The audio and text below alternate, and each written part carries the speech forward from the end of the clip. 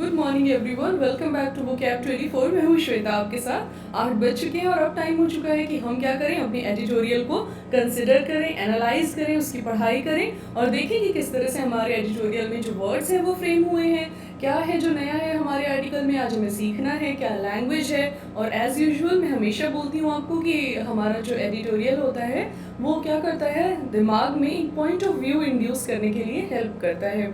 हमारे एडिटोरियल से मतलब है कोई भी एडिटोरियल जो कि हम पढ़ते हैं उससे मतलब है मेरा। अच्छा, बिफोर आई बिगिन आपको क्या करना है, सेशन को शेयर कर देना है, लाइक कर देना है, सब्सक्राइब कर देना है चैनल को और बेल आइकन को प्रेस कर देना है।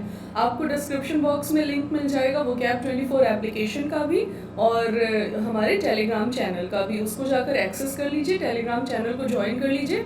वहाँ पर सेशंस आपको डायरेक्टली एक्सेसिबल हैं, जाकर आप देख सकते हैं। आपको बहुत ज़्यादा सर्च नहीं करना पड़ेगा, यूट्यूब पर आकर टाइप नहीं करना पड़ेगा, आपको वहाँ से तुरंत ही वीडियो मिल जाएंगे, तो कोई डिस्ट्रैक्शन नहीं होगा और आप एक्सेस कर सकते हैं। दूसरी बात, वो कैप 24 एप्लीकेशन की, उसको इंस्टॉल करिए, उसकी प्राइम मेंबरशिप ले लीजिए, वो काफ़ी अच्छा एप्लीकेशन है, आपको बहुत हेल्प मिलेगी उसमें से। अनलिमिटेड वर्ड टैपिंग आपको उसमें मिल जाती है किसी भी एडिटोरियल की। हमारी जो प्राइम मेंबरशिप होती है उसमें बहुत सारे एडिटोरियल्स आते हैं, ऑलमोस्ट 5 आ जाते हैं, तो उन सारे एडिटोरियल को आप पढ़ सकते हैं। उसके बाद क्या होता है, उसमें अनलिमिटेड टैपिंग मिल सकती है। टैपिंग इन द सेंस से किसी वर्ड को टैप करने से तो वो उसका मीनिंग बता देता है जिस भी लैंग्वेज में आपको चाहिए। तो आप वहाँ जाइए, उसको एक्सेस करिए, प्राइम मेंबरशिप ले लीजिए, जिससे कि क्या हो, आपकी पढ़ाई ग्रोथ अनहिंडर्ड चलती रहे। तो चलिए शुरू करते हैं अपना एडिटोरियल और देखते हैं क्या, सबसे पहले देखते हैं कि हमारी थॉट फॉर द डे क्या है, क्योंकि ज़रूरत है कि अपने दिन की शुरुआत कैसे की जाए, थोड़ी सी पॉजिटिविटी नहीं, बहुत सारी पॉजिटिविटी और गुड एनर्जी के साथ। तो चलिए देखते हैं कि हमारा आज का थॉट फॉर द डे क्या है।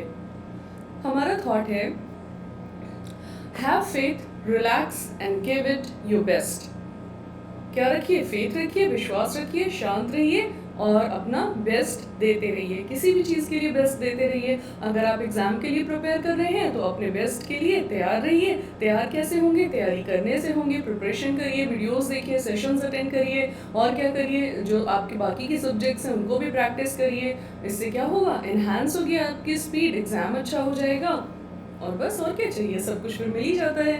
यहाँ पे इमेज में देखिए क्या है, वो जंप कर रहा है इधर से उधर, तो आपको जंप नहीं करना है, यहाँ पे दिखा रहे हैं कि उनकी जेस्ट को दिखा रहे हैं। हो सकता है कि वो लॉन्ग जंप के लिए प्रिपेयर कर रहे हो तो वो इस तरह से प्रैक्टिस कर रहे हैं, इसलिए आपको भी अपने बेस्ट के लिए हमेशा तैयार रहना चाहिए, सॉरी वर्स्ट के लिए तैयार रहना चाहिए, बेस्ट तैयारी के साथ। चलिए आगे बढ़ते हैं, आते हैं अपने टाइटल पे।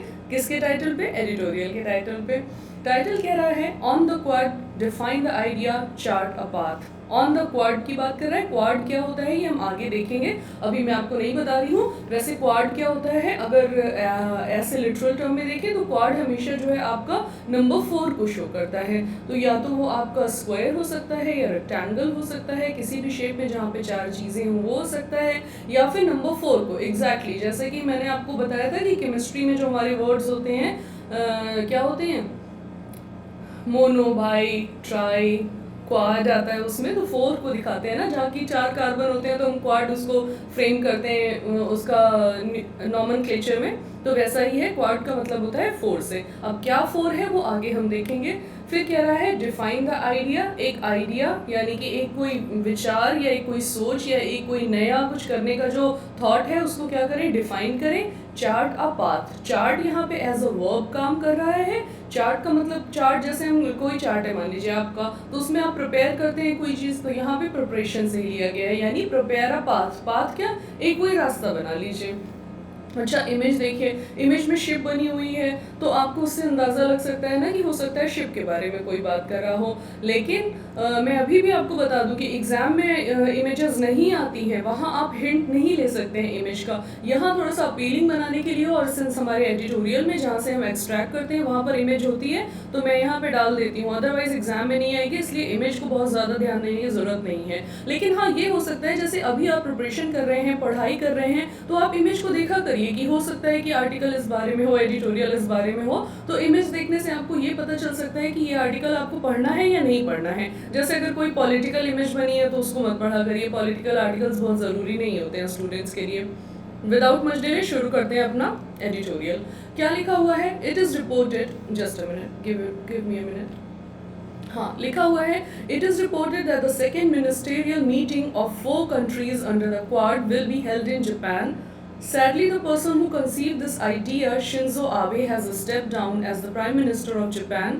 Mr. Abe was a strategic thinker who thought beyond the limited time frame of Japanese revolving door politics. In 2007, the Quad, the United States, Japan, India, and Australia, was an idea whose time had not yet come. That was a different world. अब क्या वो बात कर रहे हैं, देखिए यहाँ पे ये जो क्वाड मैंने आपको शुरू में बताया था, यहाँ पे डिफाइन कर दिया गया है। सॉरी, मेरा पेन कहाँ जा, हाँ, ये क्वाड जो है यहाँ पे डिफाइन किया गया है। किन 4 चीज़ों की बात कर रहा है, देखिए, यूनाइटेड स्टेट्स की बात कर रहा है, जापान की बात कर रहा है, इंडिया की बात कर रहा है और ऑस्ट्रेलिया की बात कर रहा है। जैसे कि मैंने आपको 4 बोला था वहाँ पे, तो यहाँ पे ये 4 चीज़ों को क्या कर रहा है, डिफाइन कर रहा है। उन 4 देशों की बात कर रहा है जो कि किसी पर्टिकुलर पॉलिसी के बारे में थे। वो पॉलिसी क्या थी आगे बात कर लेंगे, बट क्या है, United states, Japan, India and Australia को क्वाड की तरह से रेफर किया गया है। फिर है, it is reported that this is the second ministerial meeting of 4 countries under the quad will be held in Japan. It is reported, ऐसा कहा गया है, ऐसा बताया जा रहा है, दैट द सेकेंड मिनिस्टेरियल यानी कि मंत्रियों की जो दूसरी मीटिंग है, मीटिंग गोष्ठी से होता है, ऑफ 4 countries, 4 देशों की जो सेकेंड मिनिस्टोरियल मीटिंग है अंडर द क्वाड।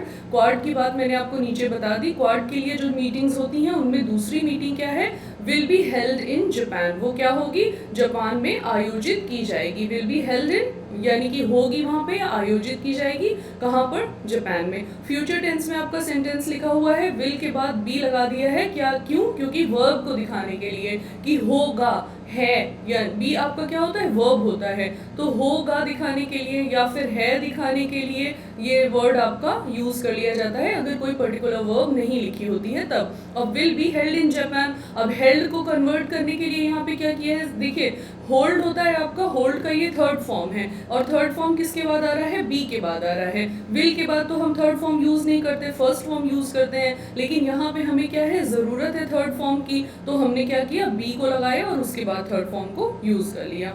चलिए आगे बढ़ते हैं। सैडली, दुखद रूप से वो ये बात कह रहे हैं, the person who conceive this idea, वो आदमी जिसने इस आइडिया की शुरुआत की थी। कंसीव का मतलब है कल्पना करने से या किसी चीज़ की शुरुआत करने से या किसी ऐसी चीज़ को जिसको कि आपने खुद सोचा हो और आगे चल के उसके कुछ आपको रिजल्ट्स मिलने वाले हैं। तो कह रहा है, sadly the person who conceive this idea, दुखद रूप से जिस आदमी ने इस आइडिया को, इस विचार के बारे में सोचा था, शिंजो आबे, किसने सोचा था, शिंजो आबे ने सोचा था, has step down. Step down का मतलब होता है पीछे हटना, उतर जाना। As a prime minister of Japan, वो अब क्या है, प्राइम मिनिस्टर नहीं है, प्रधानमंत्री नहीं है, कहाँ के, जापान के। यहाँ पे आपका जनरल अवेयरनेस का क्वेश्चन बन जाता है 2 टर्म में। एक तो ये कि जापान के पूर्व प्रधानमंत्री कौन थे, शिंजो आबे थे। दूसरा कि क्वाड का आइडिया जो था वो किसने इंड्यूस किया था, कंसीव किया था, शिंजो आबे ने किया था। तो ये दोनों बातें आप थोड़ा सा ध्यान में रखिएगा। फिर है, एज यहाँ पे मिस्टर आबे की बात कर रहा है, शिंजो आबे की बात कर रहा है। श्री आबे वॉज अ स्ट्रेटेजिक थिंकर, वो क्या थे, रणनीतिक तरीके से सोचने वाले व्यक्ति थे। थिंकर की बात कर रहा है, यहाँ पे वर्ब जो था आपका थिंक, उसको कन्वर्ट कर दिया है नाउन में, सोचने वाला बता दिया है। तो थिंकर और स्ट्रेटेजिक थिंकर थे, रणनीतिक रूप से सोचने वाले व्यक्ति थे। अब रणनीतिक थोड़ा सा लिटरल वर्ड है, बट इसका ये मतलब होता है कि जो कि प्लान तरीके से चलता है या फ्यूचरिस्टिक अप्रोच होता है कि क्या हो सकता है क्या नहीं, और उसके लिए अगर कोई प्लान बना रहा है तो स्ट्रेटेजिक उसको बोलेंगे। तो वो क्या थे, स्ट्रेटेजिक थिंकर थे। हु थॉट, जिन्होंने सोचा, क्या सोचा, वो बात कर लेते हैं बियॉन्ड, उसके पार सोचा। किसके पार सोचा, the limited time frame of Japanese revolving door politics. अब यहाँ पे रिवॉल्विंग डोर पॉलिटिक्स को मैंने दूसरे कलर से इसलिए हाईलाइट किया है क्योंकि रिवॉल्विंग डोर पॉलिटिक्स अपने में एक पूरा पर्टिकुलर टर्म है जो कि जापानीज या ऑस्ट्रेलिया इस तरह की पॉलिटिक्स के लिए यूज किया जाता है। आजकल इंडिया में भी आपने वो चीज़ देखी होगी।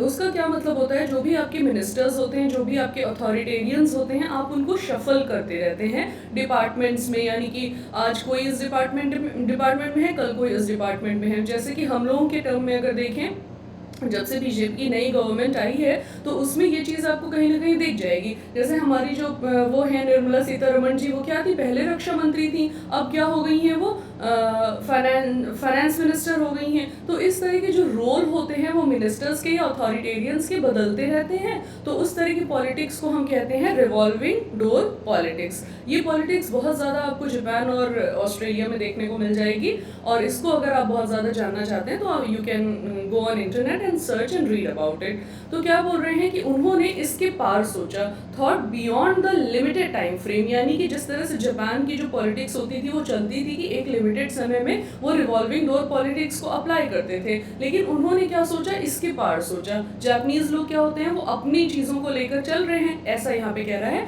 वो अपनी चीज़ों को लेकर चलते हैं कि ऐसा ऐसा हम करेंगे, आपस में ही जो चीज़ें उनको चेंज करने रहते हैं वो कर लेते हैं। लेकिन जो शिंजो आबे जी की बात कर रहा है तो उन्होंने क्या सोचा, इसके आगे सोचा, थिंक बियॉन्ड, इसके पार जाकर सोचा। किसके पार, रिवॉल्विंग डोर पॉलिटिक्स के पार जाकर सोचा।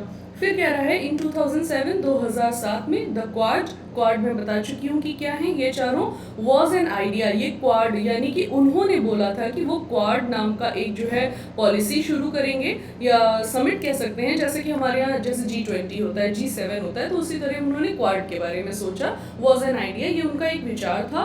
Whose time had not yet come, जिसका कि समय अभी तक नहीं आया है। मैंने आपको नॉट येट का मीनिंग बताया है कई बार, अभी तक नहीं को दिखाता है, तो उसका टाइम क्या है क्वाड का, अभी तक नहीं आया है। हालांकि ये विचार जो है 2007 में प्रोपाउंड किया गया था, कंसीव किया गया था, शुरू किया गया था। फिर कह रहा है that was a different world, वो एक अलग ही समय था या फिर वो अलग ही दुनिया थी, ये कह सकते हैं। तो क्या बोला है कि ऐसा कहा जाता है कि जो सेकेंड आपकी मीटिंग है, कौन सी मीटिंग है क्वाड की, वो जापान में हेल्ड होने वाली है। फिर बोल रहे हैं कि जिन्होंने इस आइडिया की शुरुआत की थी मिस्टर शिंजो आबे ने, जो कि वहाँ के पूर्व प्रधानमंत्री थे, वो सैडली अब प्रधानमंत्री नहीं है, लेकिन उसके बाद उन्होंने चेंज किया है। शिंजो आबे जी के बारे में थोड़ा सा बताया है कि वो एक स्ट्रेटेजिक थिंकर थे और उन्होंने अपनी रिवॉल्विंग डोर पॉलिटिक्स से परे जाकर सोचा, लेकिन वो जो आइडिया 2007 में सामने रखा गया था वो अभी भी अचीव होना बाकी है। और फिर वो कह रहे हैं कि वो एक दूसरे की दुनिया थी या अलग दुनिया थी। आगे बढ़ते हैं। फिर बोल रहा है an evolution, give me a minute. हाँ चलिए, एन इवोल्यूशन की बात कर रहा है, आगे पढ़ लेते हैं फिर देखते हैं। The global financial crisis was still lurking in the shadows as America continued to enjoy its unipolar movement. The American establishment still believed that it could somehow persuade China to become a responsible stakeholder, and in any case required Chinese goodwill in dealing with America's priorities, the nuclear issues with North Korea and Iran, and the war on terror. Japan and Australia were riding the China boom to prosperity. If India was ambivalent at the time, it was because it mirrored the uncertainties of others. देख लेते हैं an evolution. Evolution का मतलब होता है विकास से, कोई ऐसी चीज़ उत्पन्न होती है अचानक से बहुत ही लार्ज स्केल पे, या फिर धीरे धीरे करके अगर किसी चीज़ का विकास हो रहा है तो इवोल्यूशन कहते हैं उसको। फिर है the global financial crisis. Global financial crisis की बात कर रहा है। वॉज स्टिल लर्किंग, लर्किंग का मतलब है पीछे छुपी हुई थी या हाइड थी, हिडन थी, या फिर क्या था उसके बारे में बहुत ज़्यादा बात नहीं हो रही थी, या उसका बहुत ज़्यादा डेवलपमेंट नहीं हो रहा था, बाकी दूसरी बातें हो रही थी, लेकिन फाइनेंशियल क्राइसिस को रिजॉल्व करने के बारे में ज़्यादा बातें नहीं हो रही थी। तो बोल रहा है was still lurking in the shadows, वो अभी भी क्या थी, शैडोज में, परछाइयों में ही छुपी हुई थी। थोड़ा सा ये क्या कहते हैं लिटरल तरीके से फ्रेम किया है सेंटेंस को, बट उसका यही मतलब है कि ग्लोबल फाइनेंशियल क्राइसिस के बारे में ज़्यादा बात नहीं हो रही थी, वो अभी भी क्या है, परछाइयों में छुपी हुई थी। फिर बोल रहा है जबकि एज, जैसा कि अमेरिका कंटिन्यूड, लेकिन अमेरिका ने क्या किया, जारी रखा किस चीज़ को, to enjoy its unipolar movement. अब यूनिपोलर मूवमेंट एक स्पेसिफिक टर्म है आपका हिस्ट्री का, उसको आपको जाकर पढ़ना पड़ेगा पूरा डिटेल में, बट मैं सरफेस उस पर बता देती हूँ आपको। यूनिपोलर मूवमेंट वो है जब हमारे यहाँ कोल्ड वॉर, हमारे यहाँ नहीं मतलब विश्व में कोल्ड वॉर चल रहा था, तो कोल्ड वॉर का सबसे बड़ा रीज़न माना जाता है किसको, अमेरिका को, कि वो जो होता है वो अपने कंट्रोल में कुछ चीज़ों को कर लेता है। किस वजह से, कि उसके पास क्या है, सैन्य ताकत सबसे अच्छी है, इस वजह से, या वो विकसित देश है तो वो उसके ऊपर बहुत सारे देश डिपेंडेंट हैं, तो अमेरिका कई बार इन चीज़ों को एक्सप्लॉइट करता है, फ़ायदा उठाता है। और कोल्ड वॉर भी इसी वजह से क्रिएट हुआ था। अमेरिका जो है वो अपनी क्या कर रहा था, था, शाख को बना रहा था और क्या कर रहा था, अपने ही तरीके की दुनिया में जी रहा था, वो अगले के ऊपर ध्यान नहीं दे रहा था। तो यूनिपोलर यानी कि सिर्फ अपने बारे में सोच रहा है। जैसे मैंने आपको केमिस्ट्री वाला टर्म बताया, यूनि का मतलब क्या होता है, वन होता है। अब यूनिपोलर का ऑपोजिट बाईपोलर हो जाता है कि एक की बात नहीं करेगा, दो की बात करेगा। तो यूनिपोलर मूवमेंट इसलिए दिखाता है कि अमेरिका सिर्फ अपने बारे में सोच रहा था। ये यूनिपोलर मूवमेंट जो है स्पेसिफिकली अमेरिका के लिए यूज किया जाने वाला टर्म है, इसमें कोई कंफ्यूजन मत रखिएगा कि यूनिपोलर मूवमेंट कहीं और भी लिखा हो तो कुछ और मतलब है। यूनिपोलर मूवमेंट एक तरह की बुक आई थी या एडिटोरियल आर्टिकल आया था, किसी ने लिखा था, तो उसमें उन्होंने अमेरिका की इस आदत को कि वो सिर्फ अपने बारे में सोचता है, अपनी चीज़ों को आगे करने की कोशिश करता है, अपने तरीके से दुनिया को ढालने की कोशिश करता है, इस चीज़ को उन्होंने, इस रवैये को उन्होंने यूनिपोलर मूवमेंट की तरह से दिखाया था। आई गेस की चीज़ याद रहेगी यूनिपोलर मूवमेंट से। अब आगे देखेंगे क्योंकि यूनिपोलर मूवमेंट थोड़ा सा यहाँ पे आगे भी वो किया जाएगा, अपने कोई कॉन्टेक्स्ट को स्ट्रेच करेगा। चलिए देखते हैं, फिर से देख लेते हैं। The global financial crisis was still lurking. Global financial crisis जो थी वो अभी भी क्या हो रही थी, शैडोज में, परछाइयों में छुपी हुई थी। जबकि अमेरिका क्या था, उसने जारी रखा अपने यूनिपोलर मूवमेंट को एंजॉय करना, क्योंकि अमेरिका दूसरों के ऊपर सारे बर्डन डाल चुका था, परेशान थे सब। अमेरिका क्या कर रहा था, एंजॉय कर रहा था कि हम तो भाई सेफ है, हमें कोई दिक्कत नहीं है। फिर बोल रहा है, the American establishment still believe that it could somehow persuade China to become a responsible stakeholder and in any case required Chinese goodwill in dealing with America's priorities. फिर बोल रहा है द अमेरिकन एस्टैब्लिशमेंट, यानी कि America में जिस तरह के एस्टैब्लिशमेंट है, जिस तरह की उनकी संरचना है, या जिस भी तरह के उनके पॉलिटिकल, इकोनॉमिकल, एग्जीक्यूटिव एस्टैब्लिशमेंट है, वो अभी भी सोचते हैं, स्टिल बिलीव्ड, अभी भी की बात नहीं, और वॉज में सेंटेंस आपका चल रहा था, वो उस टाइम पे भी यही सोच रहे थे, स्टिल बिलीव्ड, उन्होंने तब भी यही सोचा दैट इट कुड, कि वो क्या कर लेंगे, समहाउ, किसी भी तरह से, परसुएड, परसुएड का मतलब है समझा लेंगे, मना लेंगे, किसको, चाइना को। वो जो अमेरिका का एस्टैब्लिशमेंट था वो अभी भी यही सोच रहा था कि वो किसी भी तरह से क्या करेगा, चाइना को समझा लेगा, किस लिए, टू बिकम, कि वो बन जाए अ रेस्पॉन्सिबल स्टेक होल्डर, वो एक रेस्पॉन्सिबल स्टेक होल्डर बन जाए, जिम्मेदार स्टेक होल्डर बन जाए, एंड और इन एनी केस, और किसी भी उस पे, किसी भी क्या कहते हैं, इन एनी केस, किसी भी तरह से रिक्वायर्ड चाइनीज गुडविल। और क्या था, अमेरिका ऐसा क्यों चाह रहा था, क्योंकि उसको क्या चाहिए थी, रिक्वायर्ड चाइनीज गुडविल चाहिए थी उसको। चाइना की जो एक गुडविल थी, एक अच्छी इमेज थी, गुडविल का मतलब अच्छी इमेज से होता है, अगर आपकी सोसाइटी में थोड़ी सी अच्छी पोजीशन है तो उसको गुडविल कहते हैं। जो कॉमर्स वाले स्टूडेंट्स होंगे बहुत अच्छे से इस चीज़ को समझते होंगे कि गुडविल क्या होता है एक्चुअली में, किसी चीज़ की रेप्यूटेशन। तो क्या है, रिक्वायर्ड चाइनीज गुडविल, उसको क्या था कि अमेरिका को ज़रूरत थी किसकी, चाइना की गुडविल की, in dealing with America's priorities, जिससे कि वो क्या कर पाए, डील कर पाए, उस चीज़ को समझ पाए, या फिर उस चीज़ को टैकल कर पाए, उस चीज़ का एग्जीक्यूट कर पाए, किस चीज़ को, अमेरिकाज प्रायोरिटीज, अपनी प्रायोरिटीज़ को। फिर बोल रहा है the nuclear issues with north Korea, उसकी प्रायोरिटीज़ क्या थी उसके बारे में बता रहा है। देखिए एम डैश यूज़ किया है ना, एम डैश मैंने आपको बताया है कि वो अपने साथ जुड़ी कुछ बातों के बारे में बताता है जब भी आता है। तो अमेरिकाज प्रायोरिटीज़ बोला और फिर उसके बारे में बात करेगा। The nuclear issues with north Korea, north Korea के साथ जिस तरह के उनके न्यूक्लियर को लेकर मतभेद थे, न्यूक्लियर पावर को लेकर, एंड ईरान, नॉर्थ कोरिया के साथ थे और ईरान के साथ थे, and the war on terror, और क्या था कि आतंकवाद के खिलाफ जो उनका वॉर था उसके बारे में क्या कर सकता है, चाइना कुछ कर सकता है, और ये किसकी प्रायोरिटी थी, अमेरिका की प्रायोरिटी थी। तो आई गेस कि अब आपको ये चीज़ मैं पूरी बता दूं एक बार तो समझ आ जाएगा कि ग्लोबल फाइनेंशियल क्राइसिस जो था वो अभी भी क्या था, परछाइयों में छुपा हुआ था, उसके ऊपर कोई ध्यान नहीं दे रहा था, और अमेरिका ने क्या किया, वो अपना जो एक स्टेटस था यूनिपोलर मूवमेंट उसको एंजॉय कर रहा था, और वो अभी भी यही मान रहा था कि चाइना को वो किसी भी तरह से समझा लेगा कि वो क्या करे, रेस्पॉन्सिबल स्टेक होल्डर बन जाए, यानी कि उसके साथ जुड़ जाए। Stakeholder, responsible stakeholder का यहाँ पे ये मतलब दे रहा है कि अमेरिका के साथ जुड़कर उसको रिप्रेजेंट कर सके, या वो उसके साथ जुड़ पाएगा तो क्या होगा कि हाँ भाई चाइना की रेपुटेशन पे हो सकता है उसके कुछ काम जो है वो हो जाएं। तो क्या किया उसने, सोचा कि वो रेस्पॉन्सिबल स्टेक होल्डर बन जाएगा, और क्या करेगा, किसी भी तरह से उसको, अमेरिका को ज़रूरत थी चाइना की अच्छी रेपुटेशन की, किस लिए ज़रूरत थी कि वो डील कर पाए अमेरिका की प्रायोरिटीज से, अमेरिका के मुख्य मुद्दों से, अमेरिका की जो प्राइमरी डिज़ायर्स हैं, रिक्वायरमेंट्स हैं उनसे। और वो क्या थी, एक तो न्यूक्लियर इशू था जो उनका नॉर्थ कोरिया और ईरान के साथ था, और दूसरा ये कि वो आतंकवाद के खिलाफ युद्ध करना चाह रहे थे, ख़त्म करना चाह रहे थे उसको। फिर देखते हैं, Japan and Australia were riding the China boom to prosperity.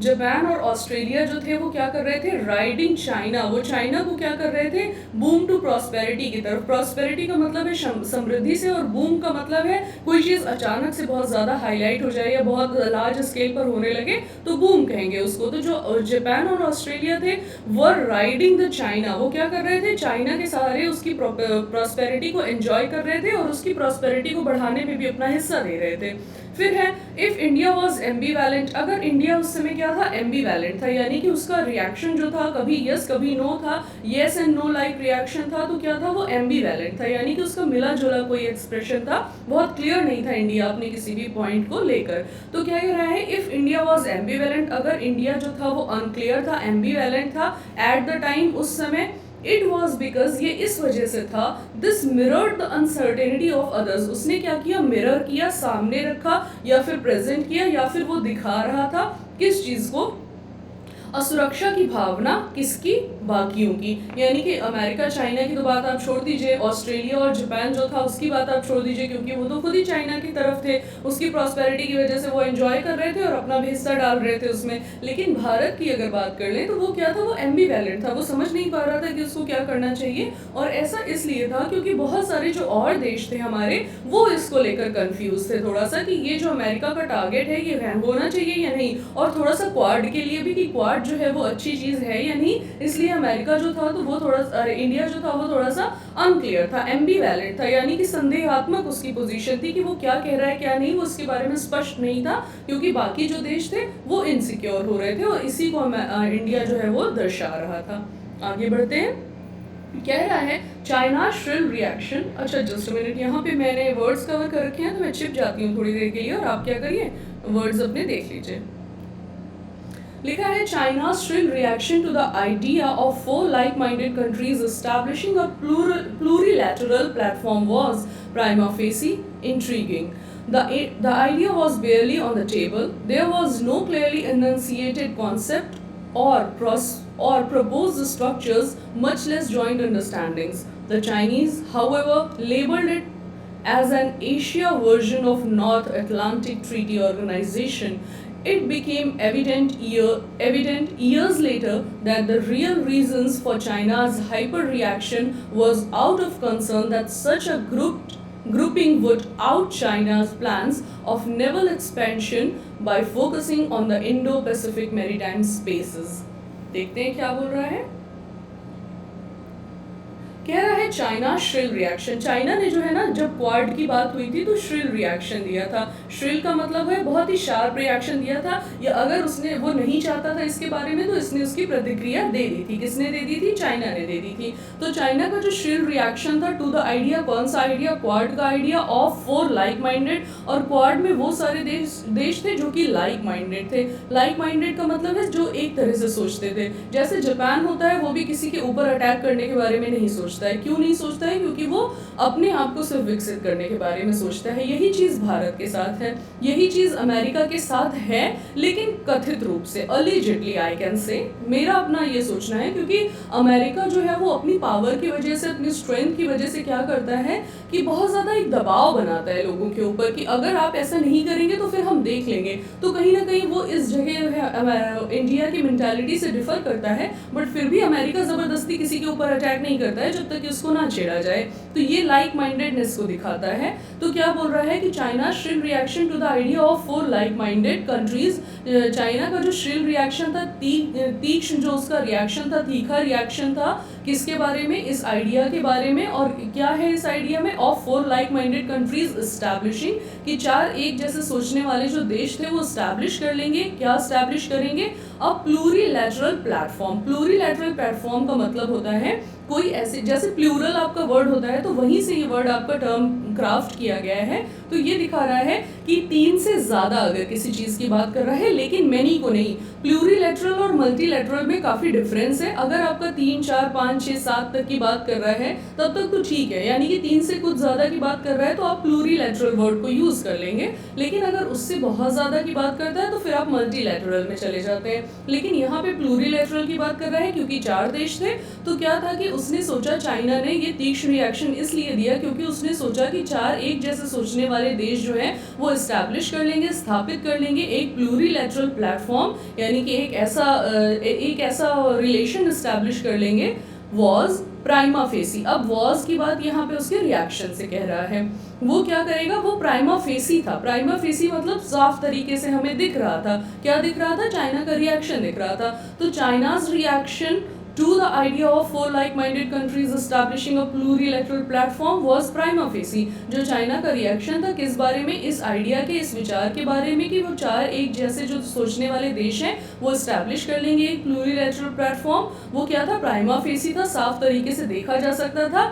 Intriguing, और इंट्रीगिंग का मतलब ये है कि वो थोड़ा सा क्वेश्चनिंग था कि भाई आप ऐसा क्यों कर रहे हैं, या फिर ये हो सकता है कि मुझे लगता है कि ये काम नहीं किया जाना चाहिए, या इस काम के मोटिव्स क्या हैं। इंट्रीगिंग यानी कि कुछ डिफिकल्ट फसादे। इंट्रीग का मतलब थोड़ा सा क्वेश्चनिंग टर्म में भी जाता है कि आप क्वेश्चन कर रहे हैं कि आप करना क्या चाह रहे हैं, आप चाहते क्या हैं, इसका मोटिव क्या है। अगर इस तरह की चीज़ें चाइना ने शो करी तो इंट्रीगिंग था वो। और प्राइमा फेसी था, यानी कि इस तरह की चीज़ें जो थी वो क्लियरली विजिबल थी, साफ तौर पे सामने से नजर आ रही थी। क्यों नजर आ रही थी? क्योंकि चाइना ने अपना रिएक्शन दिया था।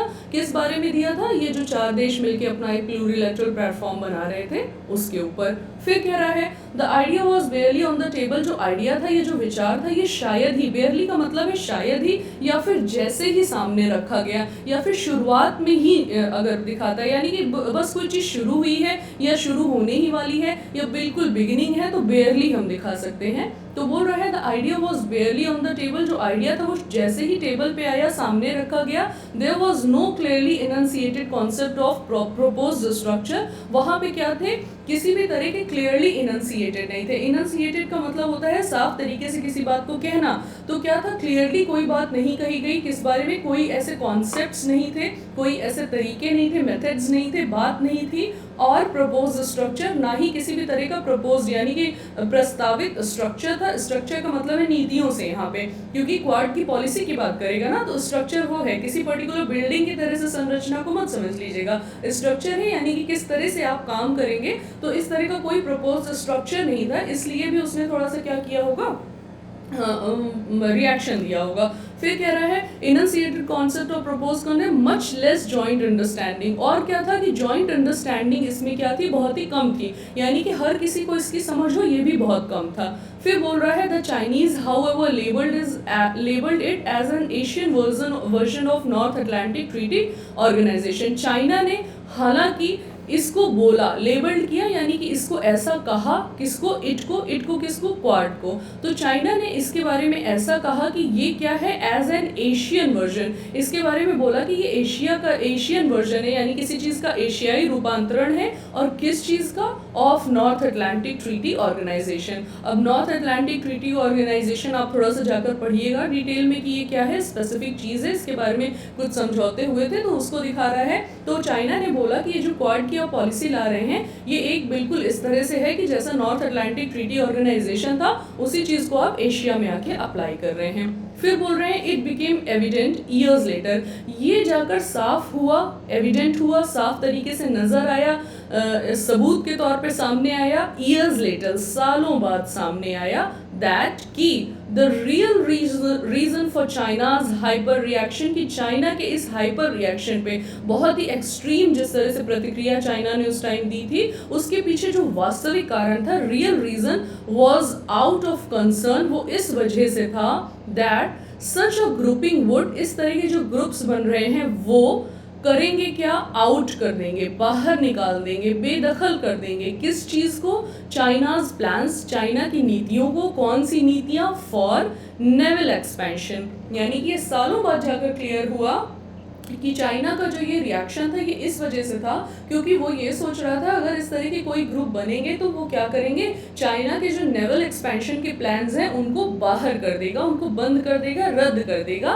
क्यों? क्योंकि वो सिर्फ फिर फोकस कर पाएगा bye focusing on the Indo Pacific maritime spaces, क्योंकि वो सिर्फ इस बात पे फोकस करेगा कि भारत और अमेरिका के बीच में मरीटाइम स्पेसेस को लेकर क्या हो, रिश्ते अच्छे हों। क्योंकि क्वाड में क्या है, अमेरिका और भारत दोनों हैं, तो अमेरिका और भारत अगर दोनों हैं और किसी पॉलिसी के अंतर्गत वो आ रहे हैं तो जाहिर सी बात है ना कि वो एक दूसरे की हेल्प करेंगे रेदर देन कि वो किसी तीसरे की हेल्प करेंगे। तो बोल रहा है कि चाइना का रिएक्शन ये तब समझ में आया, ये सालों बाद समझ में आया, क्योंकि चाइना को ये लगता था अगर इस तरह के कोई ग्रुप बन जाएंगे तो जो उसका नेवल एक्सपेंशन का, यानी कि जो नेवी का एक्सपेंशन विस्तार का जो उसका आइडिया है वो ख़त्म हो जाएगा या पीछे रह जाएगा, क्योंकि इंडो पैसिफिक मैरीटाइम स्पेस को ही फोकस में रखा जाएगा। अब इंडो है आपके इंडियन ओशियन को दिखा रहा है, पैसिफिक तो आपको पता ही है कि प्रशांत महासागर को दिखाता है। इंडो पैसिफिक इसलिए यूज़ किया गया है क्योंकि नेवल की बात की गई है। नेवल का मतलब क्या होता है, नेवी से रिलेटेड। और फिर क्या है, इंडो पैसिफिक है, अगर नेवी की बात करेंगे तो ऑब्वियसली समुद्र की बात करेंगे, समुद्र की बात करेगा तो इंडो पैसिफिक बोलेगा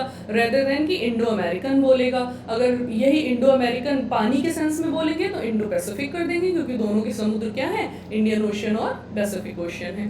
तो ये जो है सालों बाद उसका रिएक्शन समझ में आया कि वो जो मना कर रहा था वो क्यों कर रहा था, क्योंकि उसको लगता था कि वो जिस तरह से अपना नेवल एक्सपेंशन करना चाहता है वो नहीं कर पाएगा, क्योंकि उसके बाद क्वाड के फॉर्मेशन के बाद भारत और अमेरिका के ही नेवल एक्सपेंशन के बारे में बातें चलती रहेंगी।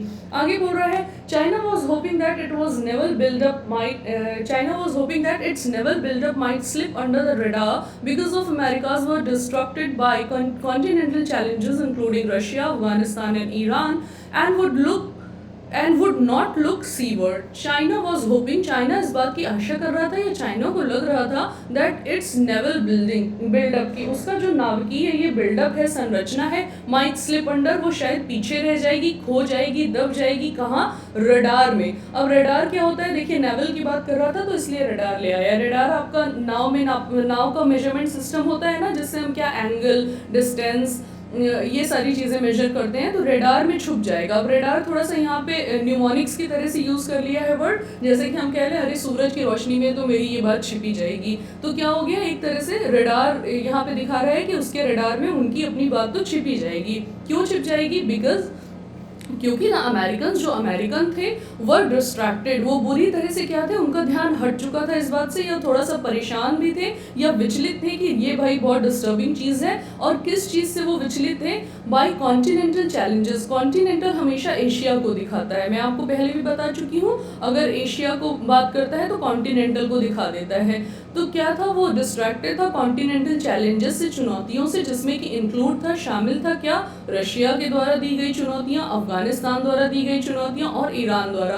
तो क्या था, उनको लगा कि उनका ये जो आइडिया है वो दब जाएगा नेवल एक्सपेंशन का, क्योंकि अमेरिका जो है वो बुरी तरह से वैसे ही परेशान है एशियाई चैलेंजेस से, जो कि अफगानिस्तान, रशिया और ईरान द्वारा बनाए जा रहे हैं। And would not look seaward, और अमेरिका अब जो होगा वो सी वर्ड नहीं देखेगा। जैसे आपसे बोला जाए ना कि लुक टुवर्ड्स दैट, तो अब टुवर्ड्स में क्या बात कर रहा है, सी वर्ड की बात कर रहा है, यानी कि अमेरिका इन सब चीज़ों से परेशान है, इसलिए वो समुद्र की तरफ तो ध्यान ही नहीं देगा, उसने ऐसा सोचा।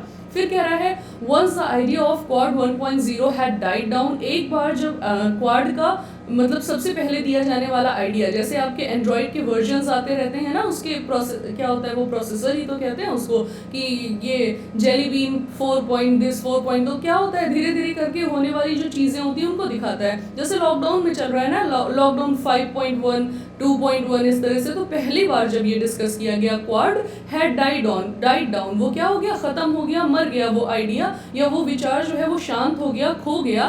क्यों? हाँ, जब एक बार ये उनका खो गया, once the idea was died down, जब ये आइडिया एक बार तबाह हो गया, China gained in confidence, China को क्या हुआ, एक कॉन्फिडेंस मिल गया। गेन्ड इन का मतलब है उसने अर्जित किया, क्या अर्जित कर लिया, एक confidence, to reveal its hand, और फिर उसने उसके बाद अपने दांव खेलने शुरू किए। जैसे आप कार्ड खेलते हैं, ताश खेलते हैं, तो अपने रिवील करते हैं hands, you throw your hands, hands का मतलब क्या है, अपने दांव खेलना। तो फिर क्या हुआ, जब एक बार ये आइडिया डाई डाउन हो गया तो चाइना ने क्या किया, अपने हैंड्स रिवील करने शुरू किए। फिर क्या बोल रहा है, कहाँ पे थे, हाँ यहाँ थे। It advanced a new claim, उसने एडवांस किया, इस बात को और आगे बढ़ाया, विकसित किया एक नए ही तरह के क्लेम को, दावे को, द 9 डैश लाइन। अब 9 डैश लाइन के बारे में आपको पढ़ना पड़ेगा जाकर।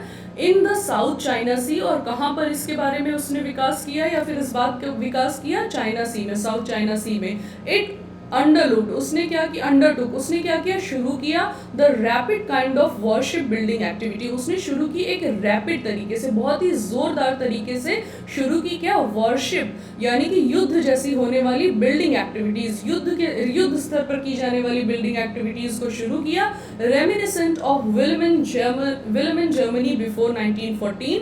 It build its first oversea base in Djibouti. अब क्या हुआ, उसने क्या किया, इस बात को ध्यान में रखने के बाद वॉरशिप जैसी स्तर पे काम शुरू कर दिया। रेमिनेसेंट, जो कि दिखाता था, दर्शाता था या फिर उसके जैसा दिखता था, किसके जैसा, विलमाइन जर्मनी। विलमाइन जर्मनी जो है 1890 से 1918 का जो है ड्यूरेशन है जर्मनी का, जहाँ पर कि विलमाइन पीरियड चलता था। विलमाइन पीरियड दिखाया जाता है, यानी कि जर्मनी में एक विलियम थे, उन्होंने शासन किया था, तो उनके शासन की जो है बहुत ही अलग नीतियाँ थी, सिस्टम था, तो जर्मनी में जब तक उनका शासन रहा तो उसको विलमाइन पीरियड कहते हैं। तो क्या है विलमाइन, और उसको उस टाइम की जर्मनी को विलमाइन जर्मनी कह देते हैं। तो इस बात ने, यानी कि वो युद्ध स्तर पर चाइना सी में जो है वो अपनी बिल्डिंग करने लगा, चीज़ों को डेवलप करने लगा, तो इस चीज़ ने क्या किया, विलमाइन जर्मनी को रेमिनिसेंट किया, रिजेंबल किया, उसी के जैसा लगा बिफोर 1914।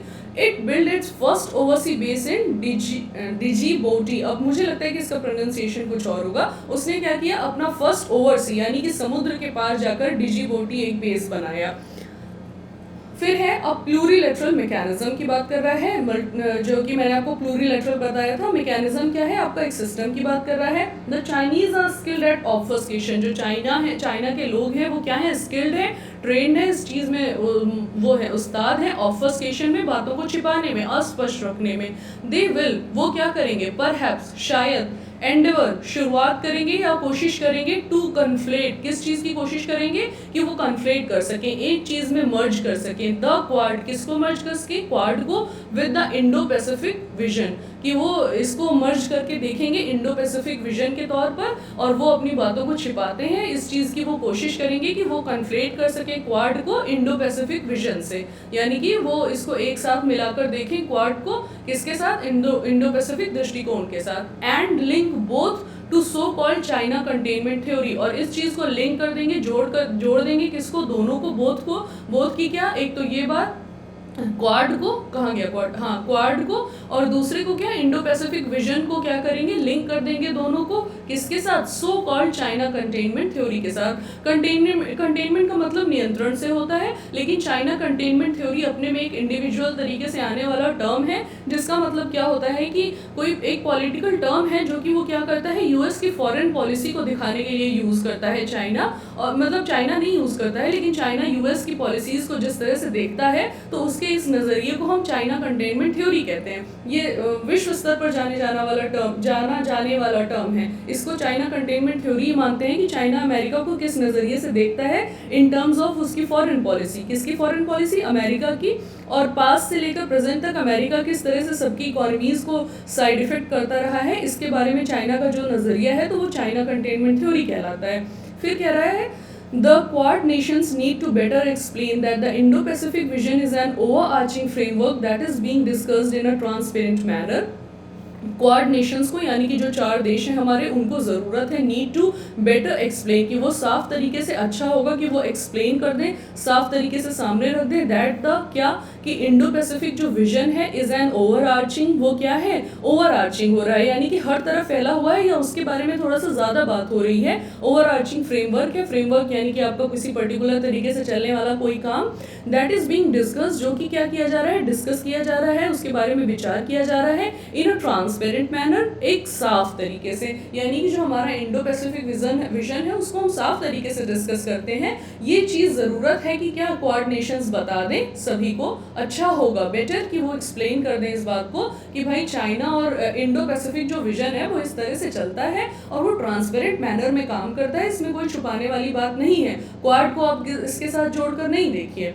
फिर बोल रहा है, with the objective of advancing everyone's economic and security interest. और क्या करें, वो ऑब्जेक्टिव क्या है इंडो पैसिफिक विजन का, कि ऑब्जेक्टिव उसका उद्देश्य ये है कि वो किस तरह से ट्रांसपेरेंट मैनर में काम करता है, क्योंकि उसका उद्देश्य ये है कि वो एडवांस कर पाए, बढ़ा पाए एवरीवन्स, हर किसी की इकोनॉमिक एंड सिक्योरिटी इंटरेस्ट को, यानी कि हर किसी के जिस तरह की इकोनॉमी को लेकर और क्या है सिक्योरिटी को लेकर सबकी रुचियां हैं या सबके इंटरेस्ट हैं या सबके भाव हैं, उनको सिक्योर कर पाए। अब यहाँ पे सबके से मतलब है कि जो सारे देश हैं उनकी बात कर रहा है।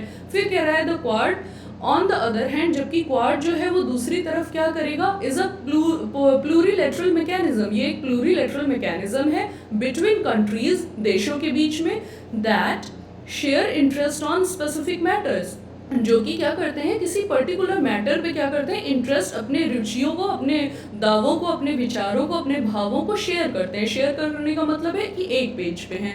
तो क्या कह रहा है कि चाइना जो है वो बातों को छिपाने में माहिर है, और वो क्या करता है वो कोशिश करता है, एंडेवर करता है कि वो कन्फ्लेट कर पाए, एक ही साथ मिलाकर देख ले किसको, क्वाड को और इंडो पैसिफिक विजन को, और क्या है दोनों को जोड़कर देख लेगा किस तरह से, अपनी चाइना कंटेनमेंट थ्योरी की तरह से। फिर कह रहा है the quad Nations need, quad Nations को बजाय इसके कि वो इस चीज़ को ऐसे ही होने दें, क्वाड नेशंस को ज़रूरत है कि वो क्लियर कर दें साफ तरीके से कि इंडो पैसिफिक विजन जो है वो खुले तौर पर काम करता है, जिसका कि उद्देश्य ये है कि वो क्या कर पाए, हर देश की इकोनॉमिक और सिक्योरिटी इंटरेस्ट को सिक्योर कर पाए, जबकि क्वाड जो है उसका ये काम है कि वो उन देशों के साथ मिलकर एक साथ काम करेगा कुछ स्पेसिफिक टर्म्स पे, मैटर्स पे, क्योंकि इस वजह से उनके साथ में एक साथ शेयर किए जाने वाले इंटरेस्ट है, क्योंकि वो किसी पर्टिकुलर इंटरेस्ट के बारे में एक जैसा सोचते हैं।